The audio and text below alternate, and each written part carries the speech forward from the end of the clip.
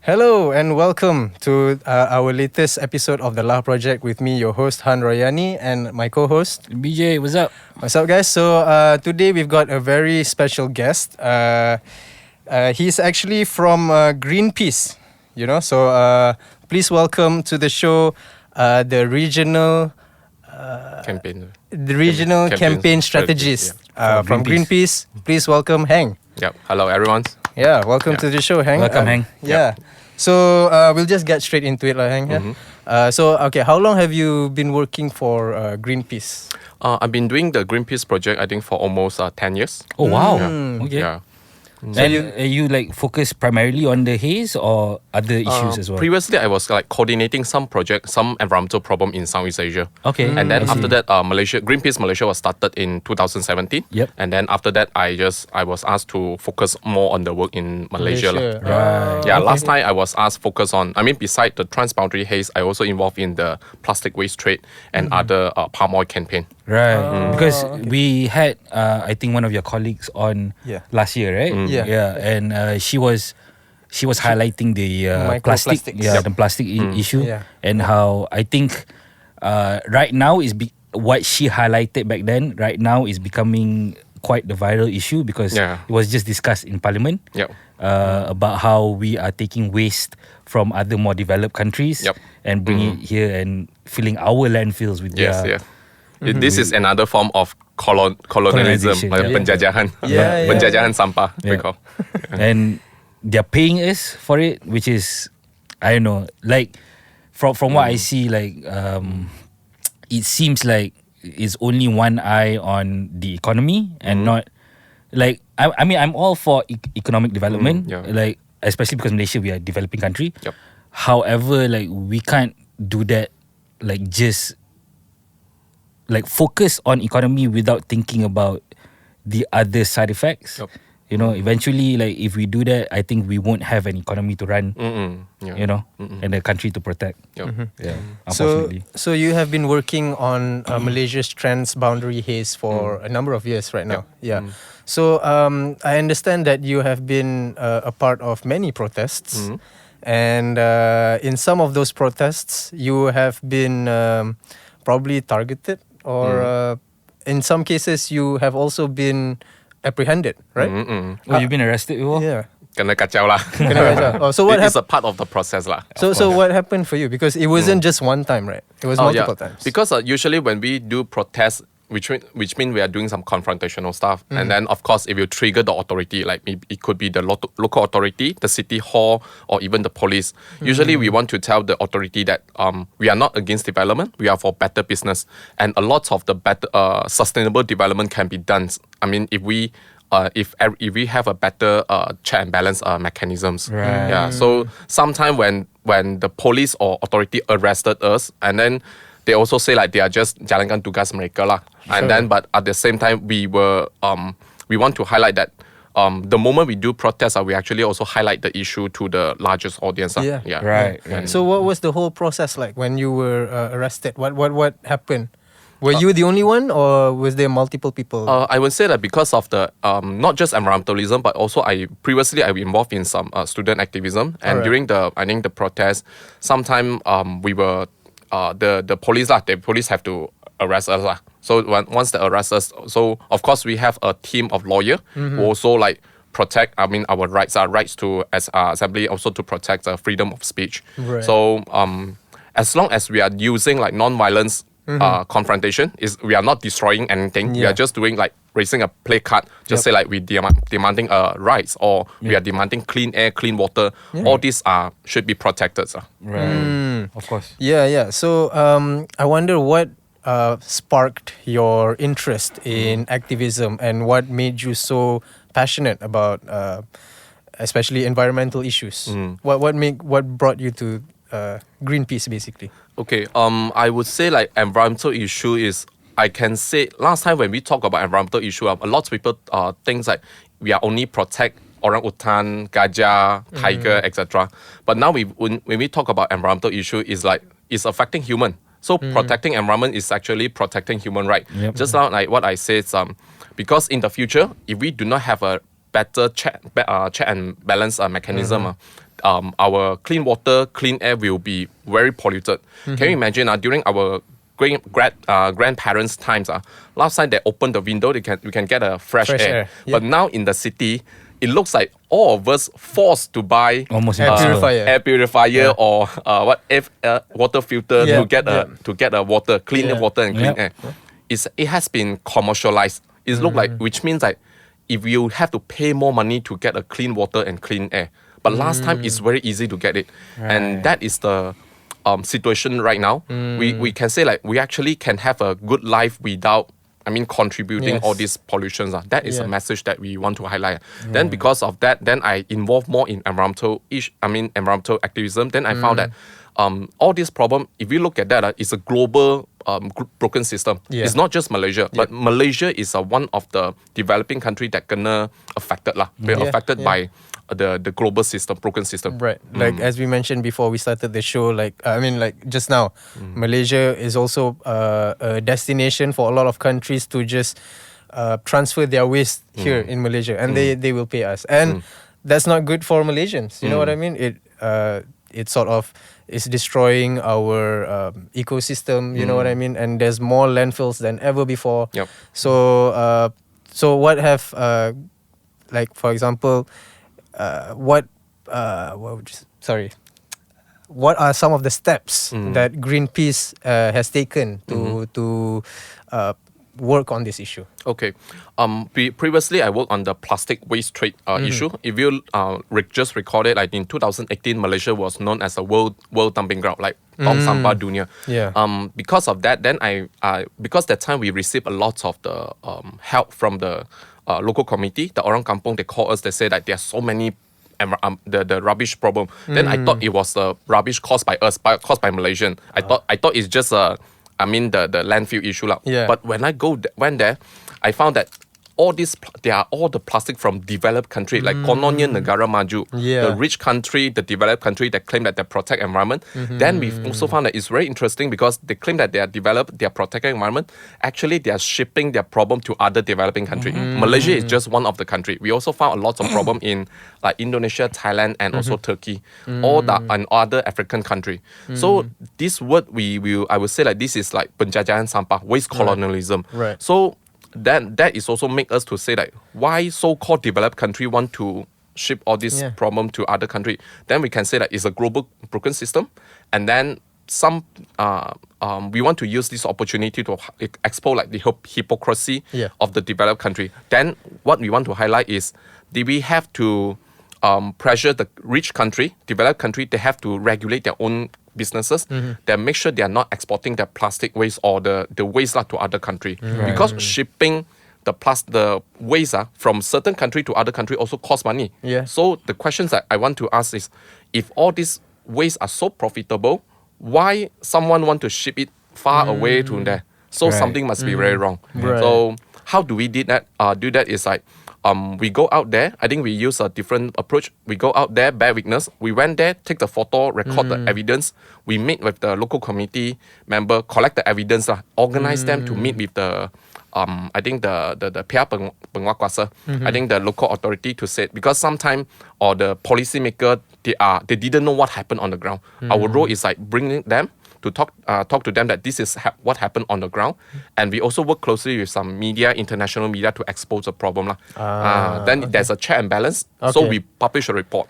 So the reports that we have published are based on science and evidence So this is something that we have to expose. Okay. And, So what are some of these so-called developed countries that have been shipping their trash basically? What are some of the countries? Yeah, where do we get? What trash do we get? Like, do we get from like, where? Yeah. Oh, banyak. Banyak. Yeah, all the I would say like most of the developed country you can see it. Really? Like Even the the US, rich- the UK? Banyak. I think also US, UK, Germany, Italy, Japan. Banyak. Wow. Yeah. Because That is So even other Asian countries, huh? Like Asian, Japan. rich country. Right. Yeah. Right. Wow, that's crazy. So so that's like the microplastics part, right? Yeah, Before this, microplastic is also another problem. Yeah. If you look at the news, now there are many scientific study already show that most of our brain already contains some parts of microplastic. Yeah, because it's like because people have been throwing their trash in the sea, and then like some of the fishes they might have eaten it, so they have like microplastics inside their body, and then we eat those fishes, and then we have those. Yep. So that is like making Malaysians' health worse. Yes, You know even what I mean? worse. Even worse. Yeah. And but it's a great work that what you've Greenpeace have been trying to do over the last few years, especially when it comes to trash. Yeah. And we really appreciate that. But you know, like I keep seeing Greenpeace getting into trouble with a lot of like countries and a lot of major corporations. For example, like in the US, I think you might know about this, but a US jury just ordered Greenpeace to pay over how many million? 660. 660 million US dollars over protests, Yes. right? Yeah. Against an oil pipeline that was built through an indigenous community's water supply. Yep. Yeah. So how's that gonna work for Greenpeace? Like how's Greenpeace? I would say that this is a part of the intimidations done by the richest country, the rich company, the rich country. They want to silence us because Greenpeace is just one of the organizations that took part in the protest. Right. But the moment that they just targeted the businesses, they targeted Greenpeace because they hope that by kacau us, by disturb us, they can silence the rest of other human rights groups. Yeah. Like make a example out of Yeah, Greenpeace. because for example, if we lost the case, I mean, then we have to, which means that other environmental group or local committee, they'll be afraid. They say, Yeah. oh, I don't want to. Yeah, we can't pay Yeah. 600 million. Yeah, jangan cari pasal lah macam tu lah. yeah. But I mean, because of that, what we want to tell the businesses is the polluter is like, I mean, maybe they have money, but we have people power. We want to everyone to say that we will not be silent, and we will continue the struggle lah. That's great work, because I feel like, I mean, how do you think Greenpeace feels? I mean, like, I know you're just you're a regional strategist, right? So do you think like Greenpeace can win this case over the I would say that it's up to the people's power, because a lot of all the environmental activism cannot be done just Greenpeace only. Greenpeace is just one of the organizations. There are so many environmental group or human rights group outside. The core success, I would say, like is a kuasa rakyat lah. It's a people's power. So we want worst case scenario, if a Greenpeace in US they're shut down already, but the people's power are still there, so we can still be the how to say, resistant. There can be still the foundations to act against the big polluter lah. Right. So I mean, I think this is quite a big case, because it sets a precedent for all the other, like you said, organizations, that they will look at Greenpeace and be like, oh, okay, we don't want to be fined 600 million USD, and that is good. Like you said, it's an intimidation technique, right? So 600 million, that's a lot, man. So how has Greenpeace operated through all these years of intimidation? And I'm sure a lot of companies and a lot of organizations have been trying to, bring Greenpeace down. Yeah. How has Greenpeace been able to survive all these years? Okay, first, Greenpeace, we are the independent campaigning organizations. We cannot get funding from government, corporation, or political party. Oh. And because sometimes the big corporations, they want to control us by giving a small amount of donation. Something like they want to silence us. So the way that we did it is like, we can only rely on individual donations. For example, globally, in Greenpeace International, we have 3 million regular donor all around the world. This is how we make us self-sustain. So which means that if every single people make some small donations, it can make us independent lah.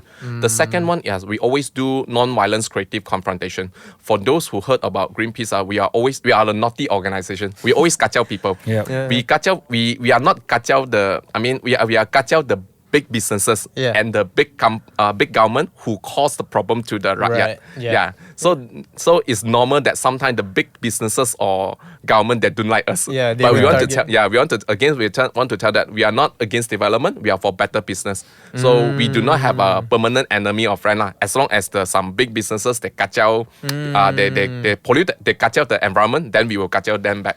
I see. So I have a question regarding the plastic waste. What is the alternative if, because like you said, the waste colonization is it's a big issue.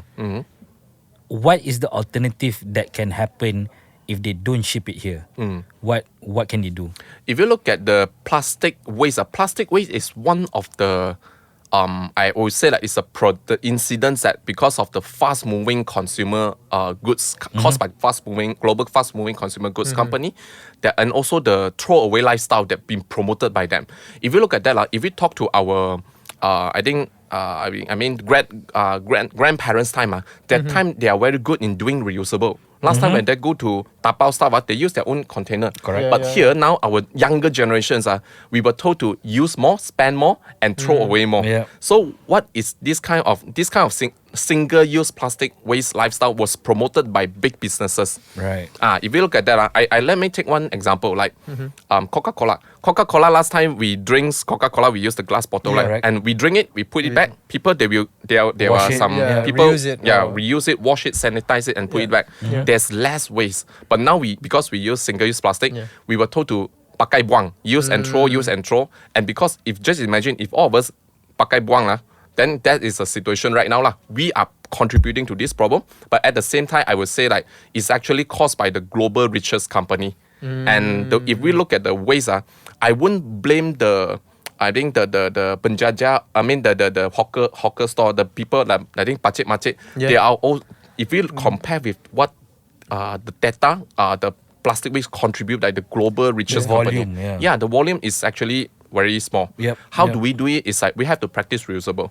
And a lot of things that if you look at that, Malaysian government is also starting some of the initiative to promote like reusable, refillable, and all these things.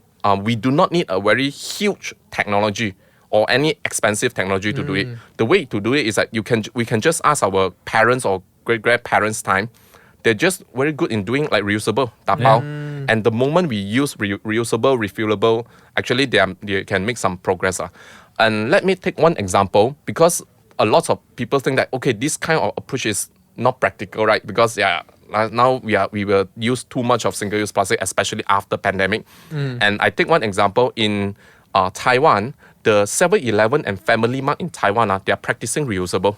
Reusable, can you see we go and buy coffee or tea, Right. The milk tea, they are practicing the reusable cup, which means I buy the reusable cup and then I have to pay back. Once I return, I pay back. Or you get the money back basically for the cup. So it's basically like a deposit for the cup. Yes. Right. So can we imagine if 7-Eleven, Family Mart, who also contribute many single-use plastic, if they start all this mechanism and initiative, a lot of the unnecessary single-use plastic can be avoided. So what about the criticism that people have that say to have like a purely green lifestyle costs more money? Or I would say At least on the consumer level. That is also my initial thinking. I can tell you at the beginning, when I talk about single-use plastic, I use like all this water bottle. The reason I use all this, I don't use single-use plastic bottle because I'm poor. Okay. I'm poor. Because every time I buy single-use plastic bottle, I still need money. Like Right. $1, Correct. RM2, all this. But the moment I use reusable bottle, I refill Go to a cold machine and you're good. I mean that can you like in one month time you can save a lot of money. I also talked to a few cafe owner when the moment governments announced the initiative like okay stop single-use plastic straw all this stuff, like at the beginning this pacik he said like he's a bit angry because they said sangat payah lah, like people say it's so it's quite hassle for them to do it. But they use another approach is like after a few, they still follow the approach. But a few months later, they texted me. They say, okay, Heng, I think that this is very good initiative. Then I asked why. He say, by reducing single-use plastic straw in the cafe, or if someone need it, then we still, then only give it.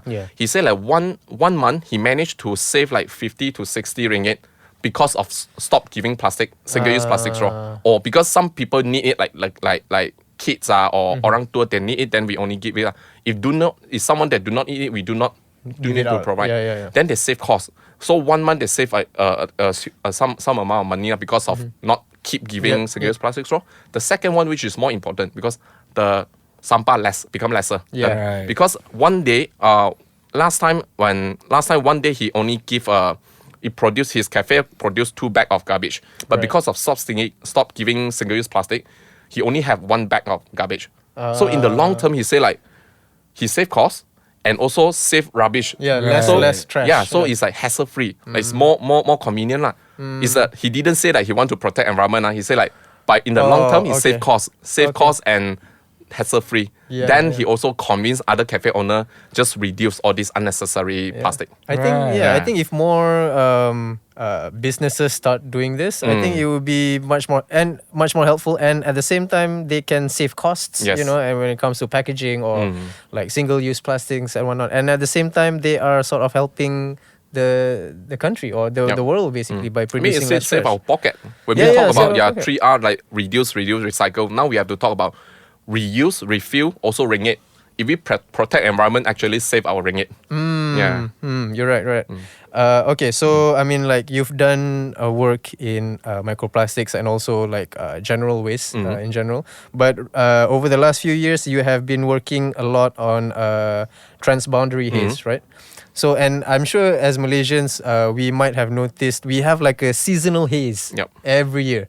You know, so and then there's not much that we can do about Yes. it because like it's not. We just know it's coming. Yeah, we just know it's coming. Yeah, like out of like one day we just wake up and then we can't see KLCC Yeah, anymore. yeah, CCC Jeroboam. anymore. Yeah, exactly what I was thinking. So like I mean how obviously it's a big issue and like what sort of initiatives have Greenpeace done in order to curb this? Yep. I think when I got this in from the online social media, I think many netizens that just make a joke lah. They say Malaysia ada 4 musim, four season. The first one is like haze season. Second one is a flood season. Number 3 is a dengue, and last Oh my is a durian. Yeah. Okay, except durian lah. Which mean like That, all that's these the are most important season, by the way. yeah, except Durians durian is lah. the most important. All these are mostly bad ones. Yeah. So it become a norm lah. It's like a season. Like after haze, then flash flood. After flash flood, dengue, and then durian, and then haze again. Yeah. So it means like haze is a regular event. Unfortunately, turned into a musim, into a Yeah. season. So how do we do it? Because if we look at that, even in social media, you can say like when haze happen, people just pointing finger to the Right. neighboring country. Indonesia. But, Yeah. Yes. Yeah. So if you look at the news in the past few years, even Malaysian government they also fight. They have a diplomatic tension with Indonesia. Like they blame. I mean Singapore and Malaysia blaming Indonesia Yeah. for causing fire, but Indonesia say that it's not our problem. It's also caused by Malaysian and Singaporean company. Oh. Yeah. In Indonesia. Yes. Oh. So we cannot just simply pointing finger to Shit. Indonesia. It's a root cause is a global supply chain problem. So how do we do that? Because So, what kind of companies do this? Yeah. Like, are they like plantation logging companies? plantation company in Right. general. So they just burn the trees or It's like if we look at They burn the the root waste, cause of the forest fire is actually caused by the drainage of peatland. Peatland in Bahasa we call dana gambut. Okay. Because, Yeah. Dana gambut is something like original form of dana gambut is like a charcoal that sink into the water. Yeah, it's like soil. Yes. Yeah. Yeah. If we if someone do pembalakan or drain the peatland, it will easily to get fire. So because sometimes we have El Nino, also like the Yep. drought season, which means if the land become dry, so it looks like a charcoal lah. So the original form of the peatland is like a forest, the forest that with water, and if nobody kacau them, no issue. I But see. because of drainage, like someone like destroy the forest, the land become dry. It's like the charcoal, and when dry, if someone just throw a cigarette there, it will get fire. Yep. Yeah. So that's the situation right now. And Peninsula, Kalimantan, all the huge area are peatland. Right. Yeah, that's why the haze can happen for more than 20 years and cannot solve it. Okay, so like for example, like we Malaysians and also maybe Singaporeans, we have been blaming Indonesians all this while. But you mentioned that Indonesia also at the same time blame Malaysian and Singaporean companies. Companies that are operating in Indonesia. Yeah. Yes. So like how do we fix that? Like Okay. basically. Yeah. So you were mentioning yeah. about like some of the We published a few reports, the finding. We have a team in Indonesia to did some investigations. We propose a three approach. The first approach is like protect the dana gambut. So the first one is like what happens right now is like the drain peatlands. We work closely with the local committee to restore the peatlands. Means like reflood the peatland, pastikan on all these tanah is dilembabkan. Right. So if the land is wet, become the wet land, so it will not get fire. That's the first thing. Less likely to catch fire. The second one, we target on corporations and all these global fast-moving consumer goods company. They have a policy known as NTP, which is no deforestation, no peat, no exploitation. The thing is that they are not walking the talk. They don't enforce it. When problem happen, they blame that it's my supplier problem, not my problem. So if we are the rich company, you have the duty to ensure your supply chain, the rantayan, bekalan, all this, to ensure they protect environment. Right. We have some example that there are some businesses and showing the best practices, but we can see that there are more bad apple in the industry. The last but not least is the government in Southeast Asia. When haze, transboundary haze is not just happen in Indonesia, Malaysia, and Singapore. There are also transboundary haze in Mekong, in Thailand, Myanmar. That one is also Mekong Delta. Mekong, no, it's in the Thailand, Myanmar, Laos, Cambodia. Okay. Because of the plantations practices. Along the river, is it? Yes. And then because of also a peatland and also wildfire because of plantation, nobody regulate it and then the burn So then is there nothing we can do? The way that we can do it, I mean for ASEAN, for Malaysia, the way that we can do it, we can also push for the transboundary haze law or even clean air law. The clean air law that we can have a mechanism to address the transboundary haze. Because when we talk to the government, we understand that we also have the haze caused by Malaysia in Malaysia. Right. For example, for those who stay in Klang, in Pahang, they also have a kebakaran tanah gambut there. Yes. Yeah, But yeah. that one is a local fire, can be managed by our own country. But when it linked to the transboundary haze, that it links to different country, then the ASEAN's, government in Southeast Asian country, they need to have a agreement corporations, which mean to enact a transboundary haze law. Okay, so since we're on the topic of transboundary haze, I also want to talk about because Malaysia is going to be the chair for ASEAN, right? For this year. So I wonder what has been Malaysia's commitment, to before we start all this. To be the Asian chair, what has been Malaysia's commitment to curb this? Okay.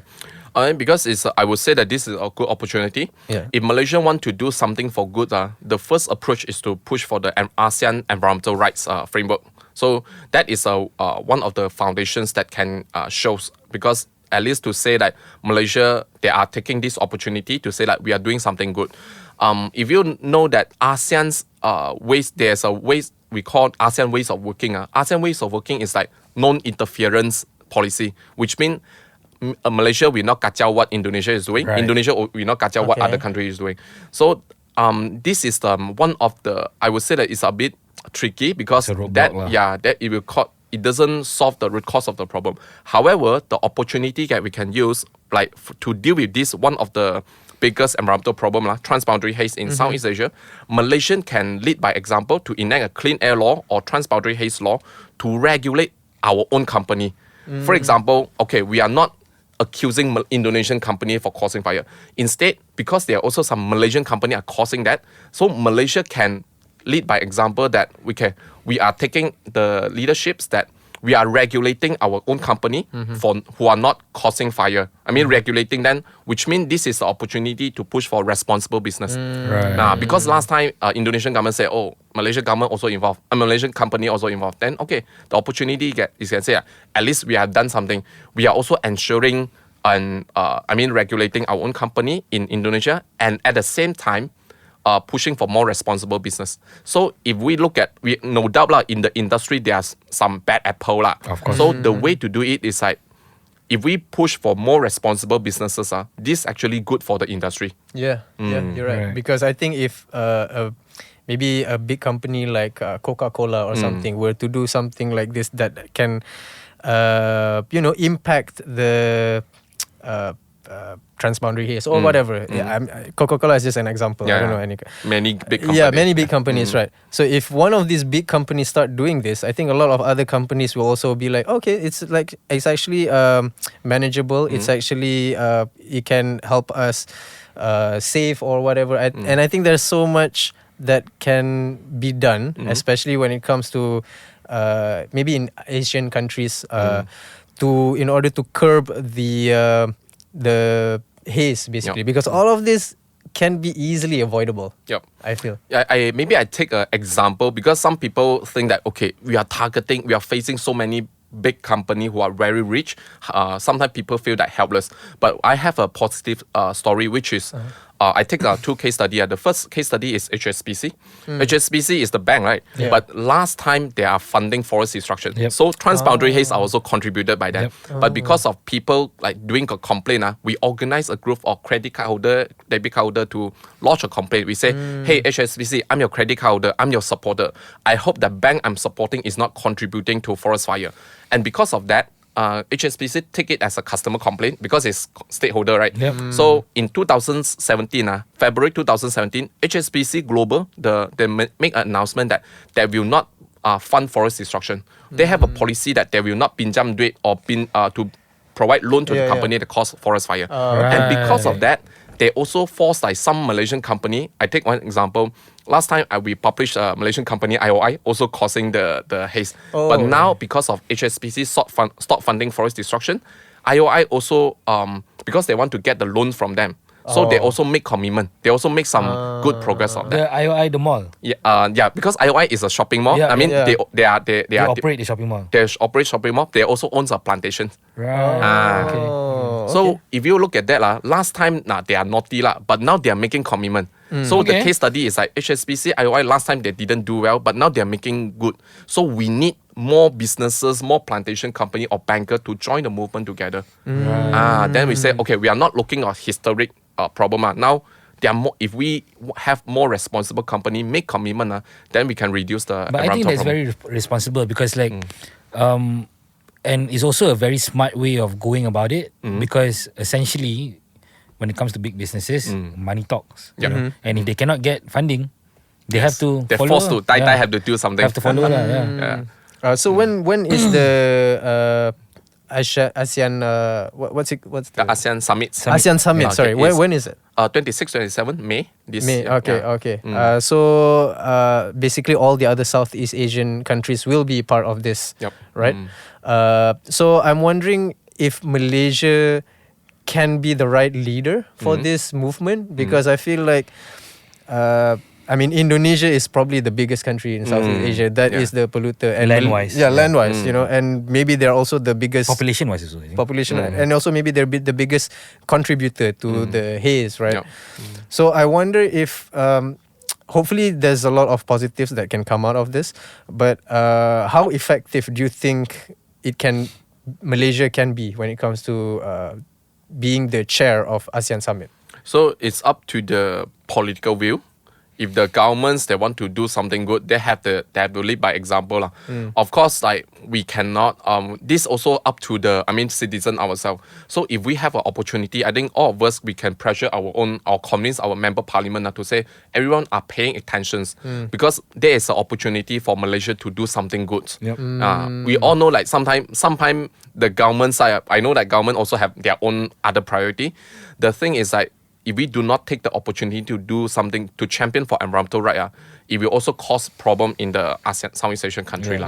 So protecting environment is not about like following the EU standard or Western country standard. It's actually protecting our own people.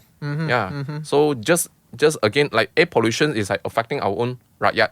So it's also not good for business. Like 2026 is a Visit Malaysia year. Can we imagine? I still remember in 2020 supposed to be Visit Malaysia year, but because of COVID pandemic lockdown then this one we can't do anything. But there is also another opportunity that if Malaysia is a very beautiful country, it's a mega diverse country. So if we can promote Malaysia is a very clean, safe, healthy country. We can attract many tourists. Also good for the economy. But I think personally, I also think there's a big roadblock when it comes to ASEAN, and is that ASEAN doesn't function like the EU. And that's if you ask me, I think that's a big issue when it comes to synchronizing the governments to have a collective, a true collective effort. Because like in the EU, for example, car emissions. It's if the EU Parliament decides that okay, look, car emissions are so and so certain level, then all of the EU member countries have to follow. You know. But ASEAN is not like that. ASEAN doesn't function that way. Yeah. Like if we go to Singapore, we still need to bring our passport. Sure. Like if you go from Italy to Switzerland, both Oh, yeah. member EU countries. That's the one we call ASEAN ways of working, like good neighborhoods. Yeah. But I mean, while I, personally, I don't agree with everything the EU does. But at the very least, the way that they collectively can decide on policy, I think that is very, very powerful, and that has given them more avenue to get things done. And also think because EU countries, they are probably a lot richer than Southeast Asian countries. Yeah, no doubt. They were able to provide a lot of ways for them to counter this. Yeah. You know what I mean? No, but for me, it's like it's not just a matter of like car emissions. Like we can start like ASEAN. We as in ASEAN can start small, like you said, like trans haze laws. Things like that. Because do you know that it's even hard if you get married? Like if you're a Malaysian, you want to get married to a Singaporean girl in Singapore, you come back, you still have to pay a fine. Do you know that? No.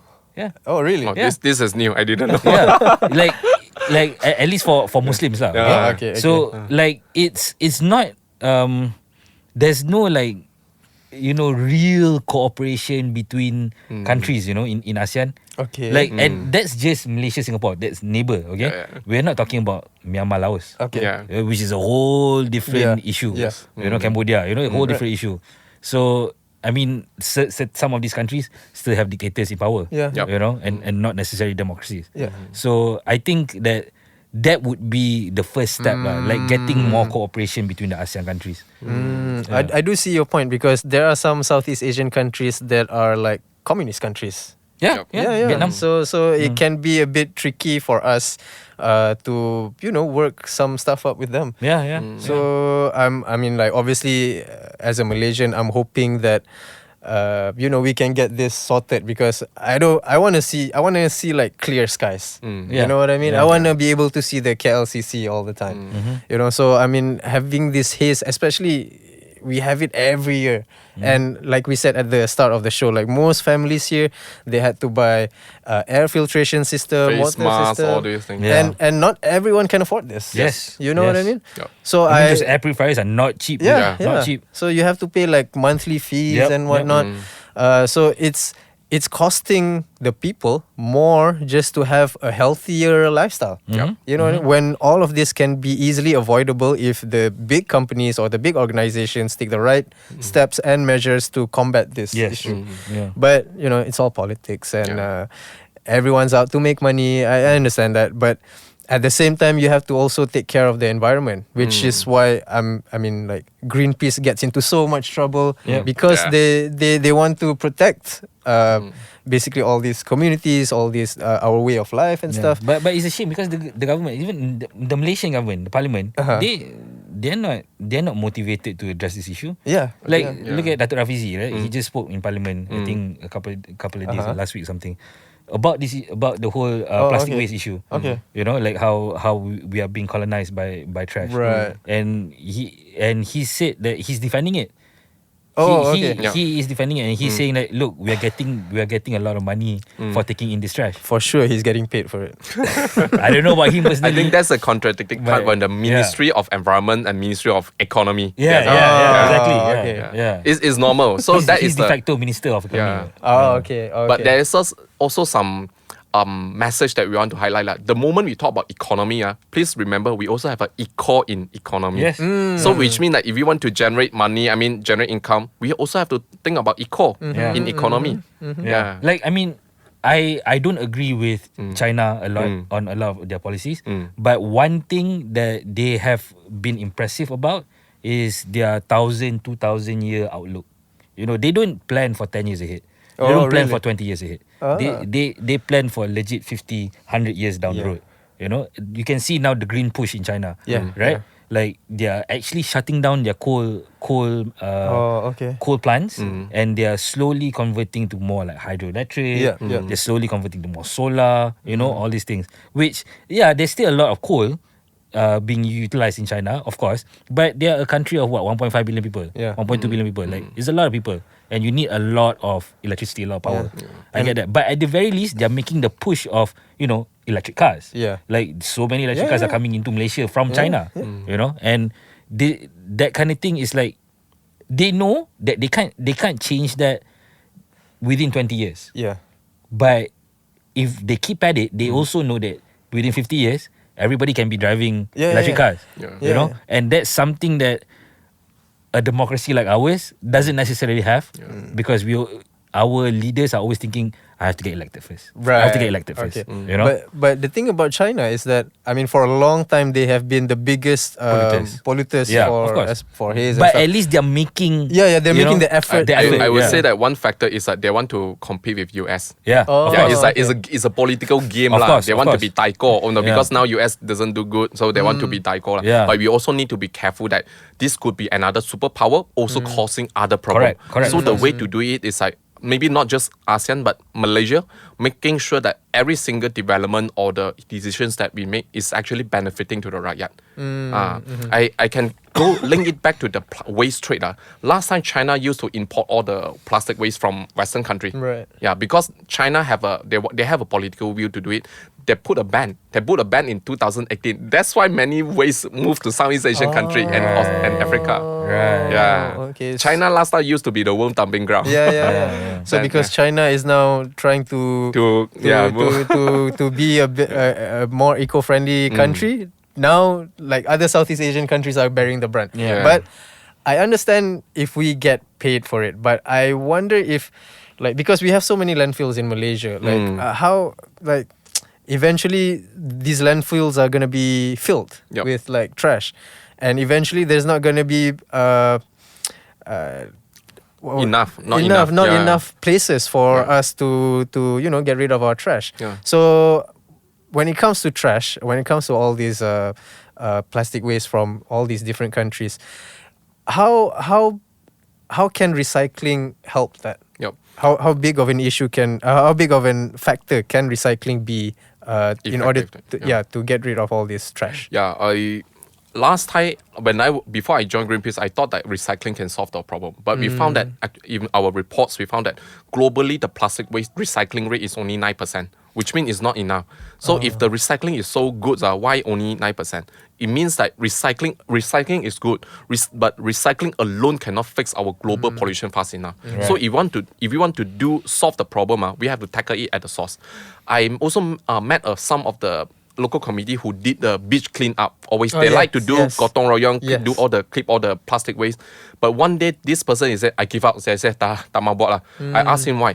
Because he said like doing beach clean up to tackle the waste problem is like mopping up a flood.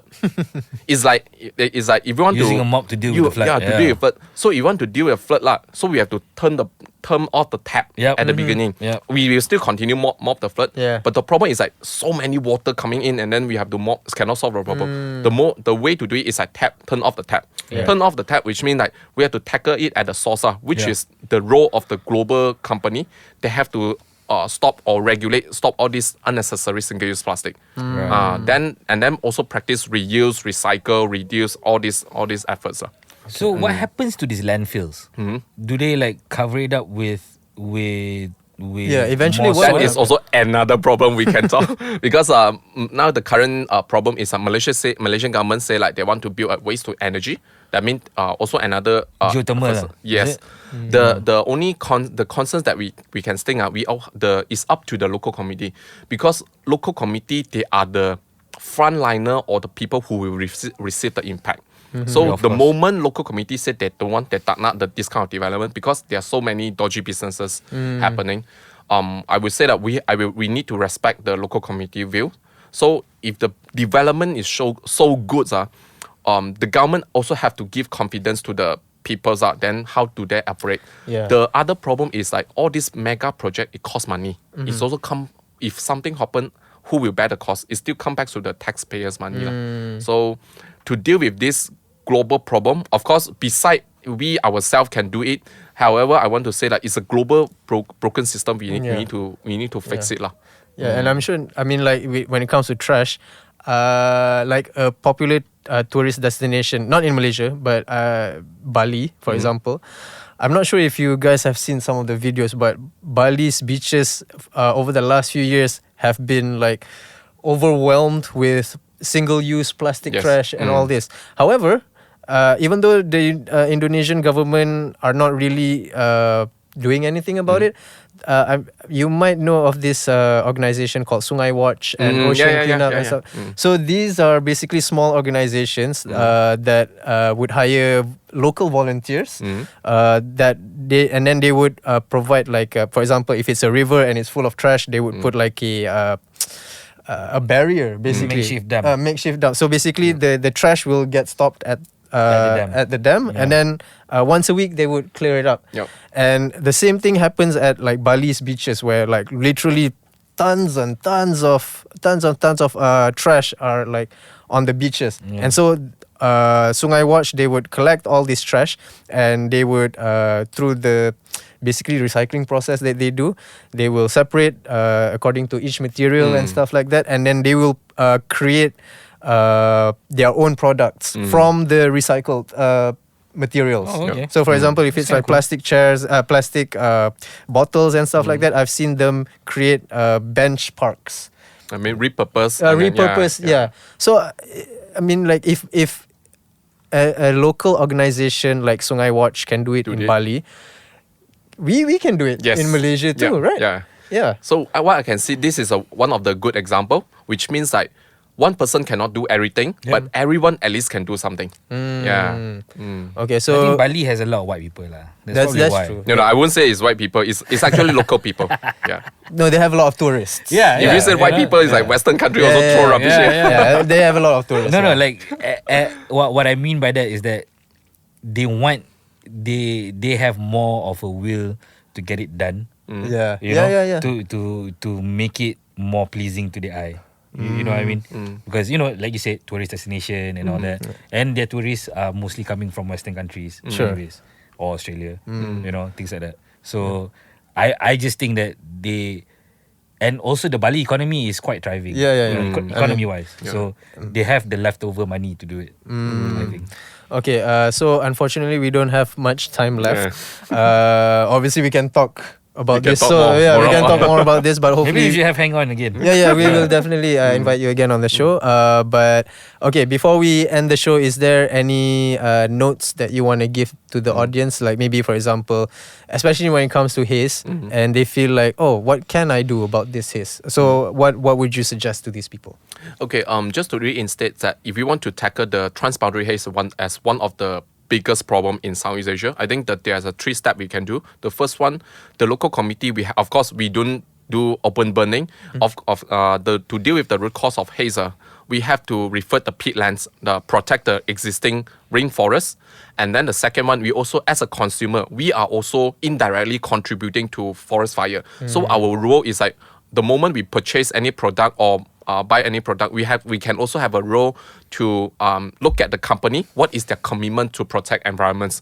So if we found that this company is contributing to the forest fire, we can, send a letter, write a letter or send a complaint to them, hoping that our stakeholder activism can also make a positive change. And then the third one is the government side. We can also lobby our policymaker, member parliament to keep talking about we need to protect environment. Protecting environment is not an agenda Yahudi or agenda from Western country.